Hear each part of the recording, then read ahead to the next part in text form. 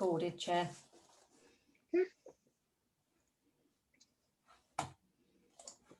Right. Welcome, everybody. I'm glad you've all made it and we don't have to go out in the rain. For once in a while, Zoom is very, very welcome. Right, this is a meeting of the CAC committee, Civic Amenities. Looking at the page with declarations of interest, items requiring urgent attention, Freedom of Information Act, Data Protection Act, we'll take that as read. Mobile phones, please make sure that your phones are turned off so that we don't get disturbed. Recording, this meeting is being recorded and it's also going out live on Facebook. Public participation, have we any members of the public logged on, please, Andrew? No, Chair, we don't. Okay, we don't. In that case, if everybody's happy, we will start on the main part of the agenda. What I would ask is, if you wish to speak, will you raise your hand physically? And when you vote, if I don't think we will be voting on anything, but if it's necessary, same thing, please, raising your hand. Right, item 1 on the agenda, apologies for absence. We have apologies from Councillor Woods and Councillor Main. Thank you.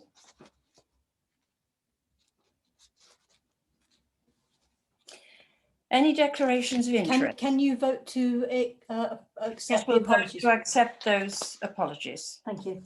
Thank you. Any declarations of interest? Any declarations of interest? No, Chair. I take it there are none. Thank No, you. Chair. Any dispensations received? None received. Thank you. Right, we go to the minutes of the our own budget meeting we had on November the 25th. I assume you've all read them, agreed? And are you happy that we approve, sign and adopt those minutes? Because you indicate with your hands, please. Thank you. That was unanimous. Right, we're now going to go to item 5, which is a project report from Angie. And as we know, there's a lot of difficulty getting anything done, but Angie will tell us where we are. Thank you. Thank you. I'll just report on things I've managed to have action on, and then I will tell you also where items are temporarily on hold. The town and parish audit, we've been updating and we've had some responses from Devon County, and we've also been chasing some other items in consultation with yourself, Chair, and double checking on some things that may or may not happened. Regarding the decision for the benches at Croydon Cove and the decision of the committee for them to be offered to the Allotments Association, I've not yet done that as there's some possible dispute over the number of benches involved. So I've gone back to Teignbridge District Council for clarification, and they may also be made of man-made timber as opposed to wood as we thought. So I'm waiting for clarification before progressing that item. Dawlish Warren Car Park, I've got no further news to report on that. And I have no further news to report on the Swan Interpretation Board at Tuck's Plot, or the positioning of the community notice boards, the finger post signs, the investigation of an additional duck platform in the brook. Where we have chased in particular is on the benches in the Strand, the 2 benches that remain, and basically we've asked Devon County Council to again look at repairing the benches, but I've not had a response since November. The bench at Sandy Lane, it's halfway there, the concrete base is in, but there's no benches yet, so it's half there. The festive lighting came down late last week, and it's likely that a couple of the decorations will need repair as they weren't functioning correctly when they came down from a visual appearance, but I should know more on that in due course, and decorative lighting will be on the next agenda of CAC, as the committee had asked for it to come back early in the new year. The lights on the compound worked very well. Both the waterfowl wardens were happy with them, and they can be used in forthcoming years. Currently, Don, waterfowl warden, is trying to obtain quotes for putting mesh on the roof of the compound and the sides, and that's an ongoing thing at the moment. And I think that is all I have to report at the current time. Does anyone have anything to add or to ask? Otherwise, are you happy to note that we accept this report? Thank you. I would just say that I thought the lights that were in the actual duck windows where the ducklings usually are were rather pretty at Christmas. I thought it was a nice way to use it. Right, if you're happy, we'll go on to item 6, Seaside Award 2021, to consider and decide whether there should be an application for a Seaside Award 2021 for Dawlish Town Beach at a cost of £530. I hope you're all going to have something to say on this, and I see Councillor Mary Lowther is first in line. Thank you, Chairman. Looking through this, I noticed that there was a deadline of Monday the 18th of January, and that is in writing on the television. Thank you for drawing attention to that. Yes, Angie, I think you've got the reply. I have, if you bear with me. Obviously, what's happened is Teambridge have approached us to see whether an application should be made, as they make the application on our behalf. If we were applying for a Blue Flag Award, which we are not, the deadline was Monday the 18th of January, but for Seaside Awards, applications can be accepted up to 5 p.m. on Monday, March the 15th. So we're well in deadline if the committee decided to go ahead with it, for Teambridge to make the application on our behalf. Thank you. Thank Next, you. who would like to speak on that? Alison. Sorry, I should say Councillor Foden. Thank you, Chair. Thank you. I think in the past we have applied for this Seaside Awards, and I think this was a number of years ago when I was chairing CAC, and I think the discussion then was we were all excited and proud to apply for it. So I'd like to think it would be something good that we should apply for Dawlish. Thank you. Who else would like to have a word on this? Councillor Prowse. Sorry, I'm always a bit slow with that. Yes, we have applied for it before, and we have actually received it. And in fact, I seem to have been in some photographs at various times receiving this flag. And I think it's, I know we can't have the blue flag, but I think it would be lovely to try and get this one again. I mean, it's all part of our tourism strategy to say what a wonderful beach we have. So I think it's £530 that are well spent. And I'm quite happy to propose it after you've heard from everybody else. I'm just going to say before we propose it, we'll just check, but we'll come back to you, Councillor. Anyone else who'd like to contribute to that discussion? Oops, that was quick. I think Councillor Taylor, you just picked Councillor Wrigley to the post by a fraction of a second. Thank you very much, Chair. Yes, I think we deserve a Seaside Award, particularly this year. People will be flocking to Dawlish to come and see Luke Wavewalker strutting his stuff. But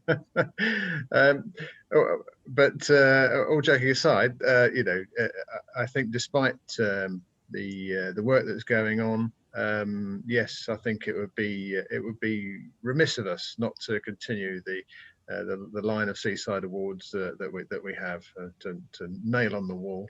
It's not an inconsiderable amount of money, I must admit, and some may question whether we should be wanting to have something that essentially attracts people to our town when we're in the teeth of lockdown. But I think we need to look just a little bit further ahead to those better times. I think it's worth the money. Thank you, Councillor Wrigley. Thank you, Chair. And firstly, my apologies for being late. I was my previous task ran on, and I hadn't realised the time had ticked past 7 o'clock. The Seaside Award, absolutely, yes, we should do that. It's something we've been applying for a while, and we should certainly keep that running, yes.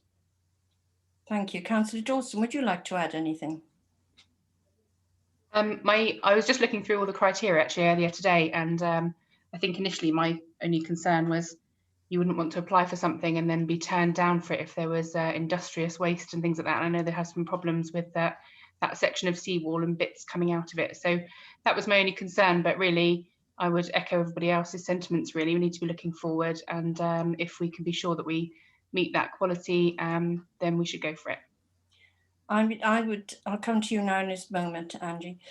I would agree that we need to boost the tourism here in any way we can this year. We need to get people back, and with luck, maybe tourists will be able to move here, certainly before the end of the holidays, and the beach will still be there. Angie, our projects officer, wanted to say something, then I'll come back to you, Councillor Prowse, for your proposal.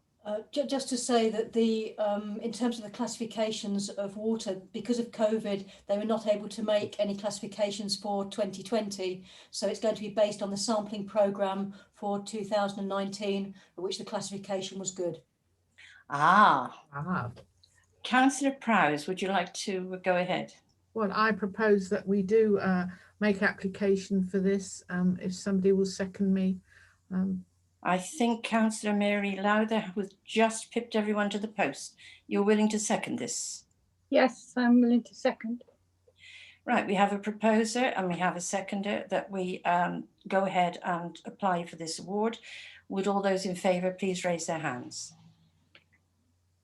That's unanimous. Yeah.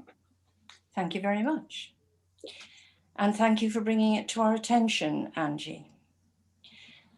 Now we'll move on to item 7, the Dawlish waterfowl update. You have a copy of this, but if you would like our projects officer to go through it, well, we could ask, would you like her to go through it, or are you happy that you've seen what's there?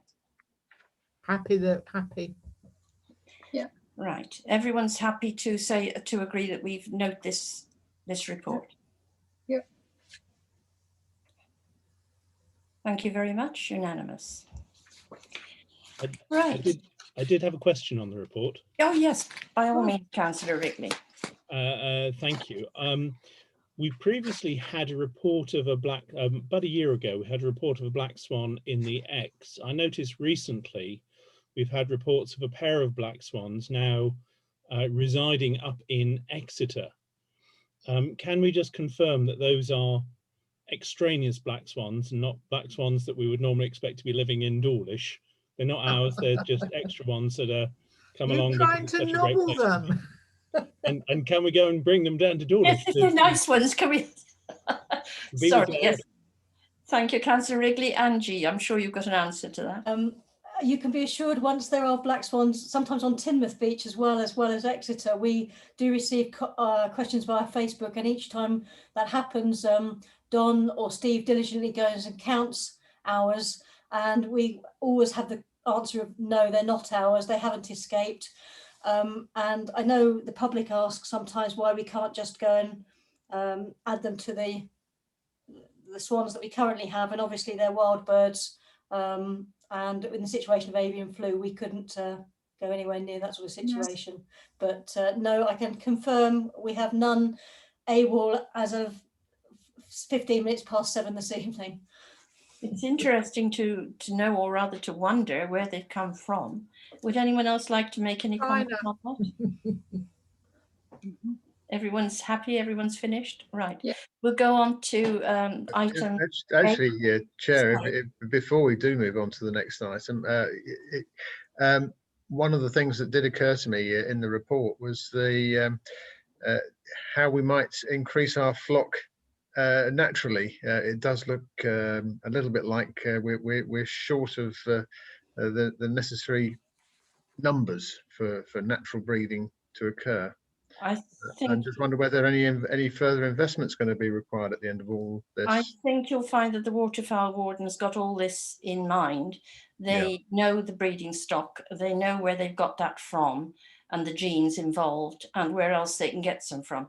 we've also heard, haven't we, that the badges sold very well. So that was intended to raise funds for the swans. And I believe there have been other donations. Angie, could you confirm the situation there, please? Yes, so as the report says, Richard Hayward made a considerable amount raised, and we've had quite a few donations. For example, when an appealer was put out on Black Swan Cam, we actually had a flood on one particular day, and people were making quite substantial donations. What we have said to people is that in raising funds, they won't solely be used for black swans to be purchased, but for the general care of all the waterfowl, and whatever should need replacement. As I think we're conscious that the waterfowl wardens would not like to attribute ownership to any particular one person who is donating. They are a town asset, and the money's raised for the black swans and all the waterfowl. And if I might add, it's not the time at the moment to purchase any other birds. At the moment, we're still under the cosh, if you like, of avian flu. It's still in the area. I believe Exmouth was the most recent. So we're not allowed to move birds anyway, and that means that breeders aren't allowed to move them. So for the time being, we are where we are, but everything is in mind. And as I say, the waterfowl wardens take this seriously. They are working out who they can buy from, which ones are related, what sex we need, and a future breeding programme. Yes, Councillor Prowse. Do we still have our mandarins? Can you hear me? Do we still have our mandarins? Because they were given in memory of somebody, and I'm trying to remember who. Oh, well, we have still got them, have we? Yes. Angie, would you like to confirm? But I'm sure we have. I think we have. I need to do a double check, but I'm fairly sure, because when we were doing the waterfowl boards, we had to look it all up. Yes. We had to look it up, and I'm fairly sure we do. But I will double check with the waterfowl wardens, so they're in a far better position than I am to say yes or no. I haven't heard that we've lost any, so I'm sure they're there. Thank you, Angie. I just didn't see them when I was looking yesterday. Well, if you were out in this weather, I mean, you'd be hiding somewhere. Councillor Taylor. Just to mention of a note of thanks, perhaps to Richard Hayward for the good work he does in making these badges, the poppy with the black swans around, very attractive badges, and of course not just for money towards the black swans, but for the Royal British Legion.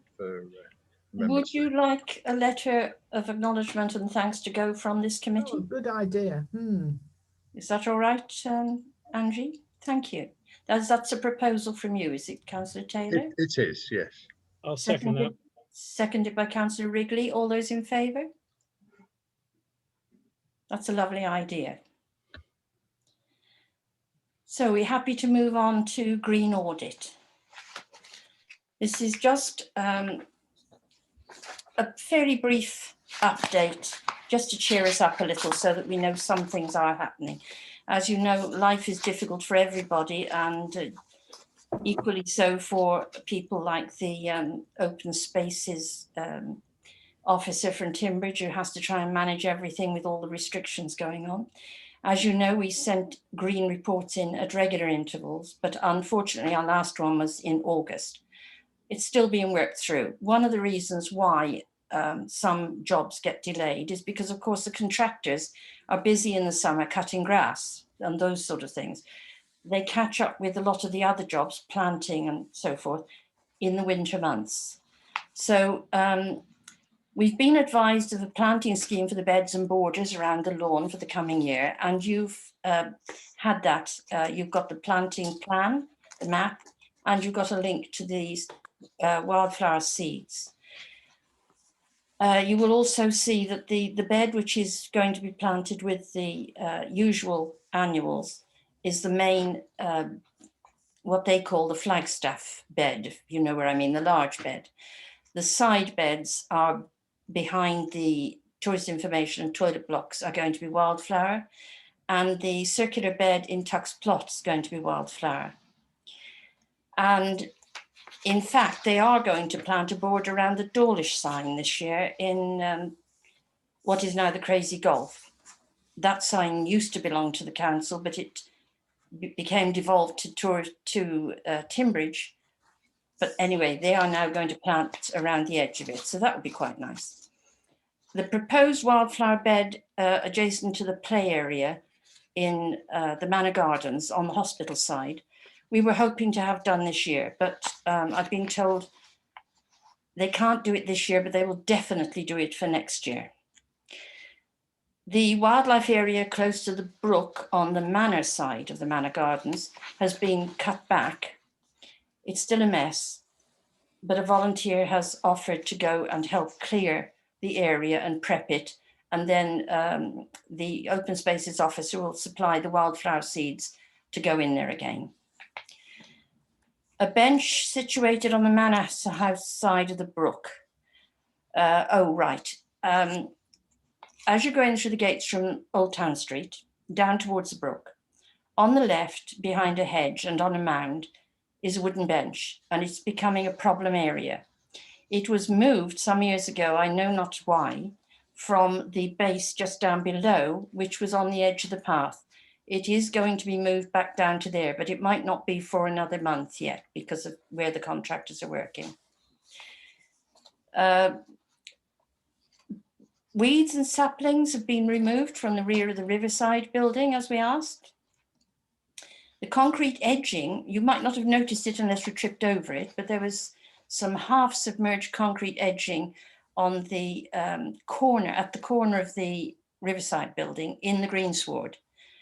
And finally, after a couple of years of asking, that has gone. The opposite bank of the brook, a swathe has been cut through the bamboo clump to make it less attractive for any sort of misuse. It's sad because years ago that was simply a refuge for the waterfowl who used to be able to access the top reaches of the brook. They no longer can. In the lawn, the weed growth along the low walls along the brook has been eradicated for the time being, especially the alders which are growing down in the bottom reaches. And the work for that was brought forward very kindly in order for it to be just ahead of when the new Swan Can came into action. So it was very good that they actually brought that work forward for us.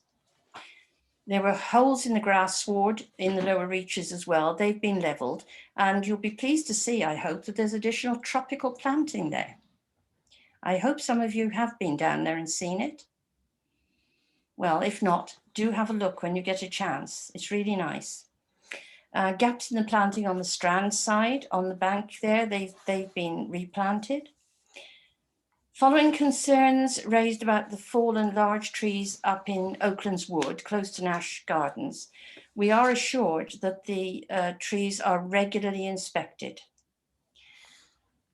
There are other items, obviously, contained in our August report, and they are coming forward. I do get updates now and again, and hope with luck we'll have another update for the February meeting. The matter of replacement dog waste and dual bins, it's all ongoing. It's not quite straightforward because it's not just a case of getting another bin, it's a case of finding the funding to put in the concrete base as well, which almost doubles the price really. So I've put down for myself here that it's dreary and it's difficult at the moment, miserable times. And it's really nice to hear some cheerful good news for a change. And I hope you appreciate that although sometimes it seems that nothing's being done, quite a lot is being done. Yes, Councillor Prowse.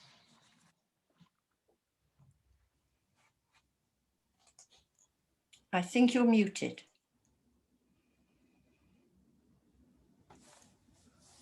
Right.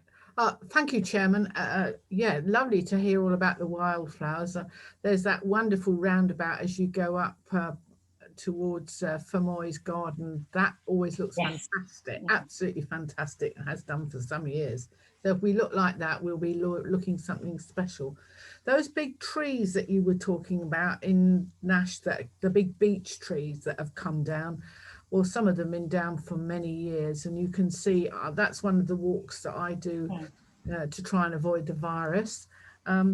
I was hoping with all this rain that some of the mud that's stuck in them and they would generally get smaller, but I think unless something's happening today, I just have to, you know, because people mention it to me and said, you know, oh, we've got this to look at now. But of course, big beech trees have very shallow roots, as you well know, and if we're going to get storms, then there's every chance of more beech trees coming down.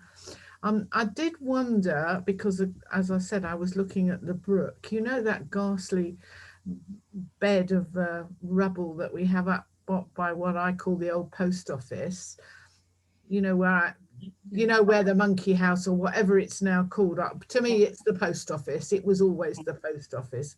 That's a very high bed.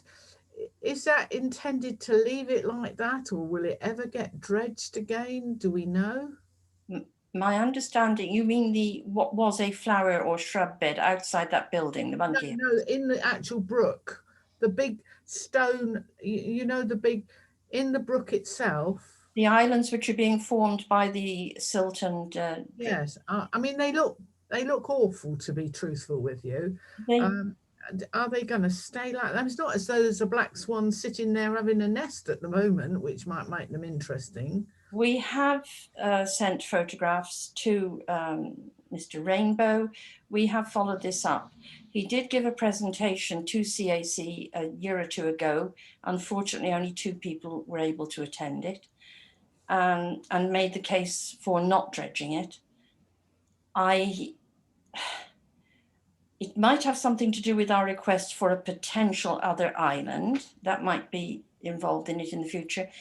But we haven't heard of any immediate plans for dredging. It's very expensive. It can only be carried out at certain times of the year. And even that is between when the trout season is closed. I think that's October to March, something like that. It's a contentious and difficult subject. Can I just ask Angie if she's got anything to add, then I'll come to you, Councillor. Can I just say I appreciate that, Chairman, but as you well know, in the days when Julian was our waterfowl warden, we used to have that dredged by at the outside, what is now the outside services team. They used to catch the fish, block it off, and they used to dredge all that. And I can well remember this, as I'm sure you can.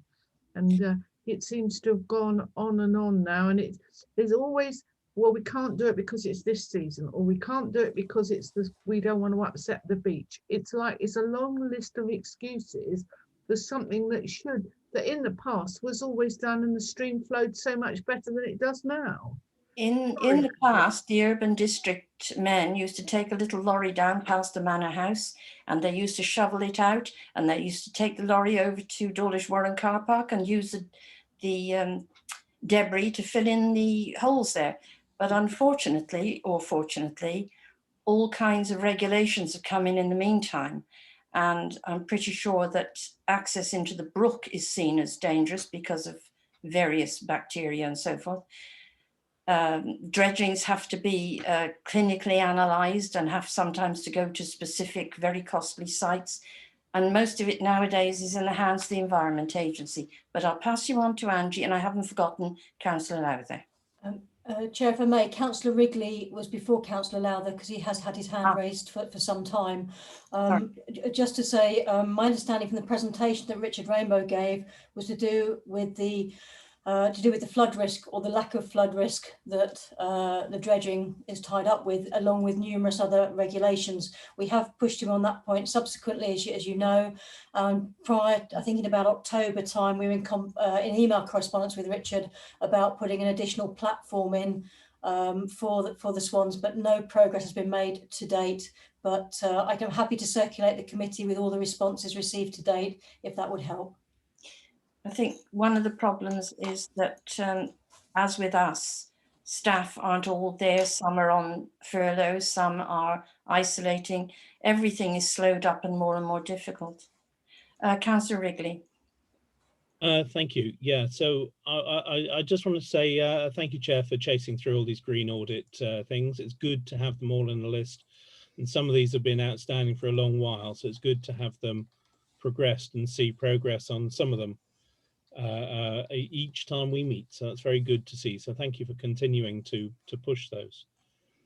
On the dredging, I think we've established over the past few years that nobody other than Dawlish is actually interested in making the dredging happen. And I can't see that Teambridge would do it unless there was a flood risk, and they don't think there is. The Environment Agency won't do it unless there is a flood risk. But if we want to do it because we want the stream to be dredged, which I think we do, and I have pushed for a rotating program where Dawlish pays for dredging the brook and we actually figure out how to do it. This is a project that we would need to work out the permissions that we need to get, the testing that we need to get. The one that is particularly difficult, as you pointed out, is knowing where you can dump what has been dredged from the brook, because there are nasties lurking in the bottoms of the water and working out a place where it can go and be dumped. But if we got that and sorted that all out and sorted out the permissions, we could, I'm sure, build a programme to do that dredging, but it would come at a cost to Dawlish Town Council, and we haven't yet gone through the exercise to establish what that cost might be and to determine whether the council wishes to go ahead with something like that. But it's not going to happen for free, but it may well be something that we should consider investigating in more detail to see what the cost might be in reality for us to make that happen. Thank you, Councillor Wrigley. I am coming to you, Councillor Lowther. Angie, as I recall, we were given some rough figures by Mr. Rainbow. If later you could circulate those to the members of CAC and some of the pros and cons, that gives everybody time to give due consideration. Sorry, Chair, if I may, that was a particular view of how it would have been done and how they would go about doing it, which isn't the way I suspect we would go about doing it. They were talking about to dredge the whole thing, and clearly they will give us a maximal figure.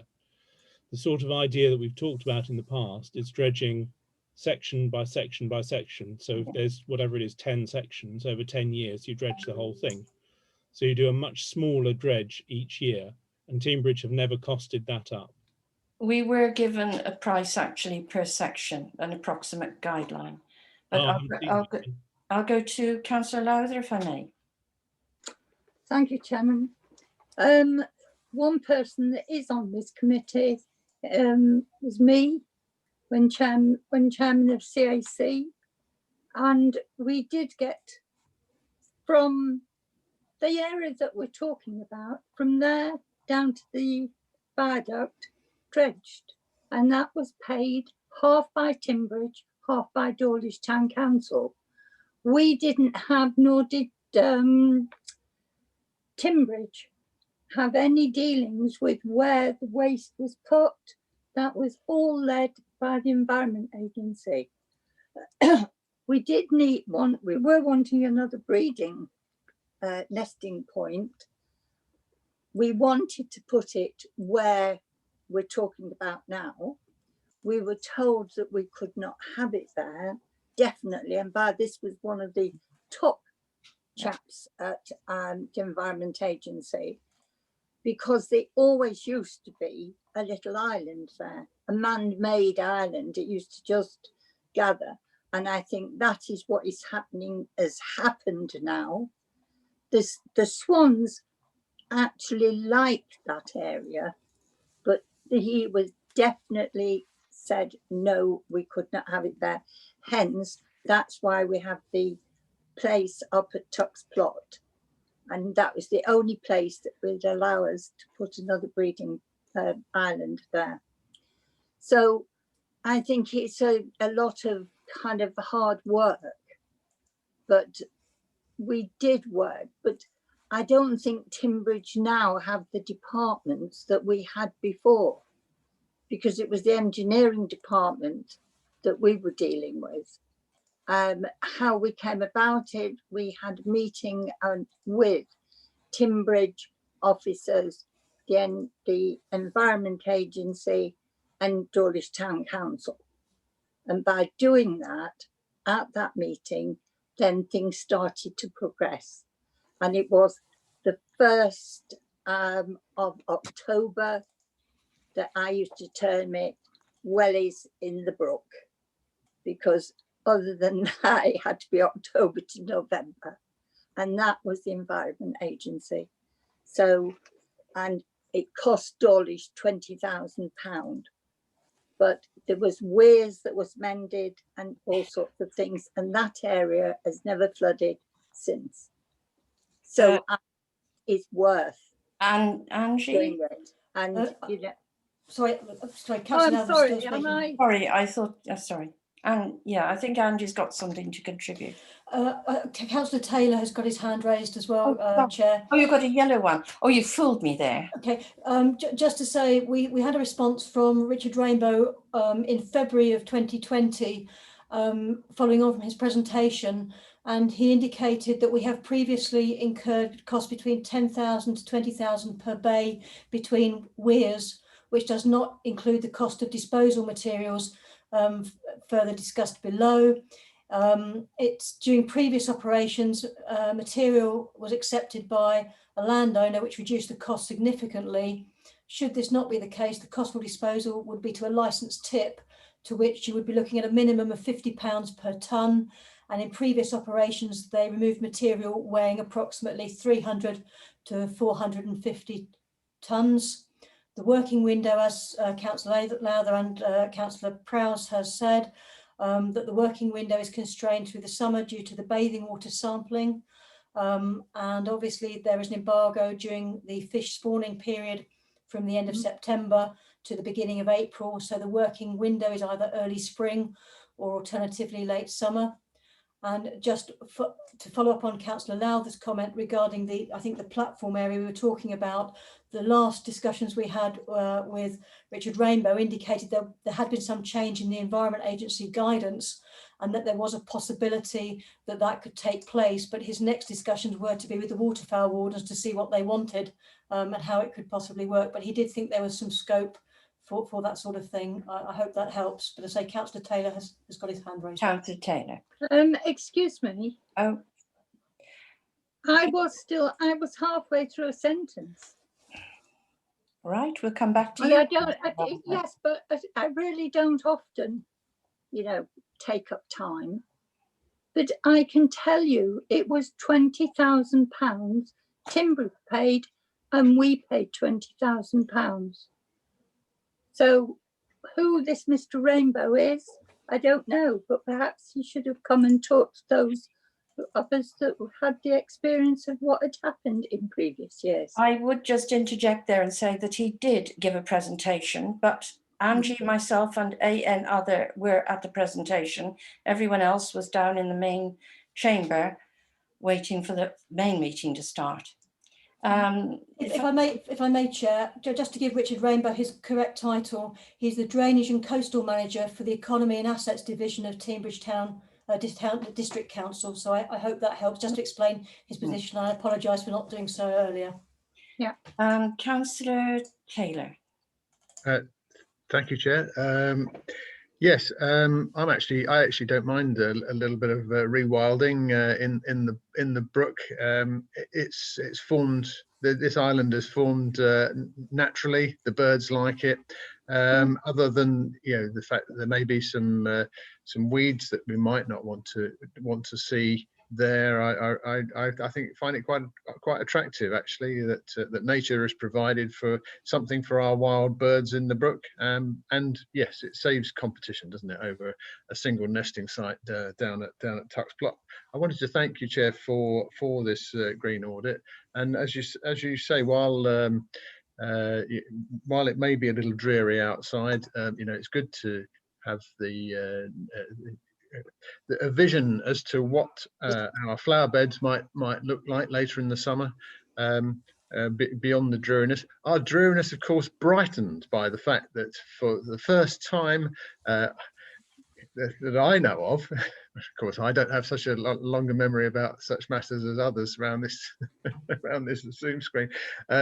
With regard to the lighting that this committee fought so hard to get, not just for Christmas, but for the period beyond into January and February. And so I'm very pleased, despite the fact that there are a few gaps in the lighting. I think it's such a pleasant change to see this brightness in our town centre now that the Christmas decorative lighting has come down. Thank you, Chair. Thank you. I know that Angie's worked very hard on all these different aspects. Could I suggest that we leave it to Angie to see whether she can arrange another presentation by the representatives, appropriate representatives from Timbridge and the Environment Agency to meet with whichever councillors, not just this committee, who might wish to be involved in discussing potential dredging of the brook as soon as reasonably, it can be reasonably organised. And I would just add one little thing, if we do start doing that in future, and I don't think it'll be this year because of costs and everything else, it needs to start from way up in the Manor Gardens, because if you just do the bottom bit, it all washes down. So you've got to keep 1 or 2 sections ahead of it. Thank you. Yes, Councillor Wrigley. Sorry, before Councillor Wrigley, Councillor Foden did have her hand raised. Sorry, Councillor Wrigley. Oh, I'm sorry. They jumped, these yellow hands. Sorry, thank you, Councillor Foden. Thank you, Chair. Thank you. I was just wanting to say thank you for your update on the green audit. It's really interesting to hear, and I'm really interested and happy to hear about all the wildflower planting that is planned. I think that's really exciting. I think it's the way to go for greening Dawlish, and thank you for all of your hard work. Well, we do what we can. Councillor Wrigley, did you want to add anything? Yes, I'm still waiting to see the results of all the work you put in the autumn, see all that coming up in spring as well. However, that wasn't what I was going to add particularly. I just wanted to make sure that we emphasise to Richard Rainbow and the Environment Agency that we're not looking at this from a flooding point of view, because they will come back and tell us dredging makes no difference to flooding. We have many local people who believe entirely otherwise and have experience to say it's entirely otherwise, but they will come back and say there's no point in dredging it because it won't stop the flooding. But we need to make it clear that that's not our principal reason for wishing to do the dredging. It's to make sure that the stream stays running full and strong, it's got lots of water in there, is a good attractive thing in the town. And the fact that we believe it will help the flooding is neither here nor there in the argument. Otherwise, they will just dismiss it out of hand and will come back and tell us why it won't help the flooding. Councillor Prowse. I was going to say, and I suspect that Councillor Lowther will back me up with this, that when we had the meeting with council officers about dredging the brook, a gentleman who still works for the council, which I believe is Neil Blaney, was at that meeting. It is possible that he would remember the many interesting conversations and remarks we had about dredging.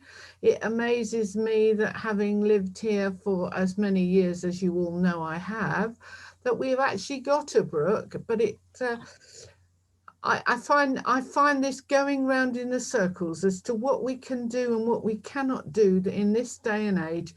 Just makes me wonder how anybody ever managed to stay alive years ago when they had their feet in the brook. But anyway, I suggest that we perhaps approach Neil Blaney, if I'm right, Mary, that he was the officer that was there in attendance when we had the meeting, because he's certainly in attendance at district now. He and Phil Perkins were the engineering department in those days, I believe, yes. Yes, Councillor Lowther, do you wish to add anything? You're unmuted. You're muted. No, I think I was just muttering and agreeing with the councillors, but I really have forgotten the names. I just know there was a tall young lad that had red hair, ginger hair. Shouldn't Oh. say that, should I? Ginger. But apart from that, I really can't remember the names of the councillors. But it all worked out in the end.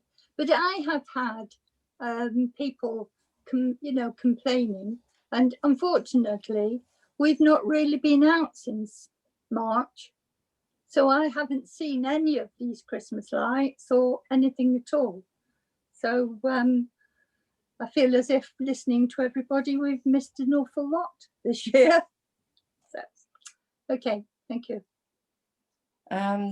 If I might just summarise, just a general observation. We're a unique seaside town. We don't only have the sea. We don't have a promenade, but we have the lawn. We have the lawn with the brook at its heart, and the brook is a central, pivotal point, and the lights and the waterfowl. It's what we're known for, and the whole area there needs to be treasured. The brook itself, as climate change and global warming increases, will have a cooling effect together with the trees in the town centre. It's going to be very important that we keep it going and keep it to the fore. And it's almost our unique selling point, as businesses say. So yes, it's important. But we will hope now that Angie will be able to pull something together for us. Anybody else want to say anything on the brook itself? No. If I could just add something that came in yesterday and something that came in this afternoon. One was just to note that we've been advised that Network Rail will be doing some work to trees along the railway line between Exeter and Dawlish. So if anybody hears anything going on, all householders will be informed. I doubt it's going to bother much around where we are, because it's more likely to be between Exeter, I would think, and Powderham direction. But yes, Angie. Sorry, I meant to signal for when you finished your bit, Chair. There is one additional item that has come in that the committee might like to know about, which wasn't on your green audit. Can I just finish the other? I do apologise. I thought you were getting there. I do apologise. No, I was just sort of adding that onto the green thing as an also ran. But there is another bit of good news, and that is that because of a donation, there is going to be a replacement tree on the Strand side in the lawn, in the gap. And I hope that it's going to be properly protected, and I hope that everyone will respect it and care for it and make sure that it doesn't get damaged. We've been waiting a long time. Councillor Prowse, and I'll come back to you, Angie. You're muted. You're muted.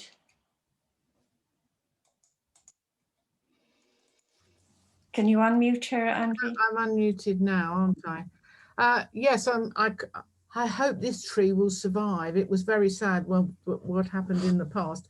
I was just going to say, as you were talking about railways, I also heard this afternoon from that there will be a lot less trains running due to the amount of people using them at the moment. They are reducing the service even more.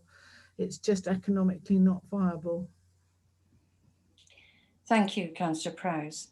You had something to add to the Green Report. If I may, Chair, it's something you had raised about leaving roadside banks not verges for the natural growth of wildflowers and grasses for the benefit of wildlife, including insects. And you'd raised it with Devon County Council, and also the matter of replacement roadside trees. We had a reply from Helen Frankpit, and councillors may be interested to know there is a project called Life on the Verge, and there is a link on the DCC website where there's lots of information about Life on the Verge in Devon, and I can circulate the links. And Helen Frankpit is also following up with Bob Stevenson of DCC, the tree officer, as he has not yet come back to us, but I think that adds to your Green Report, Chair. Thank you. Yes, I did have a look at the link. I found it a bit confusing, but yes. And there is one other thing, and I don't know the dates, but there is going to be additional tree planting in the same areas where it took place last year. Only this year, of course, because of the situation, they won't be able to invite volunteers. But it is good to know that things are still happening. Is everyone happy that we note that report? Thank you. Right. Brownsbrook allotments, item 9. Do we have anything to report, Angie? The only information I'm aware of is that the tenancy agreements have gone out for this year and they're coming back at the current time with payments, and that's in process. And I believe there's been some correspondence from the allotments about the turning off the tap for freezing, and there's going to be an agreement reached so that there isn't frozen pipes, as some substantial work was carried out by the council on the water supply. That's the only 2 items I have, Chair. Yes, regarding the water supply, it came to light that we, the council, were always responsible for turning off the water and draining the pipes and turning it back on again. It had gone into other hands over the last 2 years. It is now coming back under the control of the council. Any questions to ask about anything else? So I think we discussed everything pretty thoroughly, and if you're happy, we'll call the meeting to a close. Thank you. Agreed? Thank you very much. And thank you, Angie, for all your work. Thank you. I've stopped the live stream. I'm now going to stop the recording.